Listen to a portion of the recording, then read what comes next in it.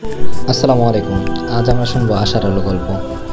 এক শহরে আফতাব নামে এক মানুষ বাস করত। বহু বছর ধরে সে বিভিন্ন পাপ কাজ করে আসছিল, যার ভার তার কাঁধে পাহাড়ের মতো চেপে বসছিল।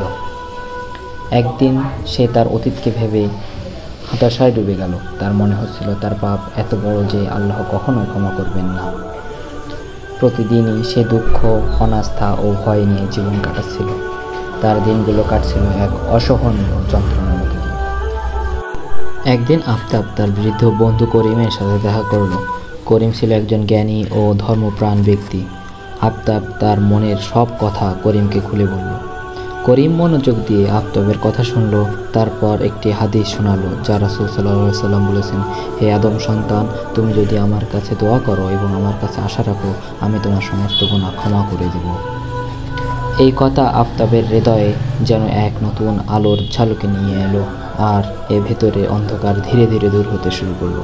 সেই তৎক্ষণাৎ সিজদায় পড়ে কান্না করতে লাগলো, আল্লাহর কাছে আন্তরিক ক্ষমা প্রার্থনা করতে লাগলো। তার চোখ থেকে অনুশোচনার অশ্রু ঝরছে। আফতাব বুঝতে পারলো, হতাশা দূর করতে হলে শুধু আল্লাহর কাছে ফিরে আসতে হবে। তিনি একমাত্র ভরসা ও ক্ষমাশীল। তারপর থেকে সে নিয়মিত দোয়া করতে লাগলো, ভালো কাজের চেষ্টা করতে লাগলো। তার জীবন আল্লাহর রহমতে আলোকিত হয়ে উঠল। সে শিখলো, আশা হারালে মানুষ হারায়, আর আল্লাহর কাছে প্রত্যাশা রাখলে সব কিছুই সম্ভব। কখনো হতাশ হওয়া উচিত নয়, কারণ আল্লাহ সব কিছুর উপর ক্ষমতাবান। আল্লাহ আমাদের সবাইকে আল্লাহর উপর ভরসা করার তৌফিক দান করুন। আমিন। আসসালামু আলাইকুম।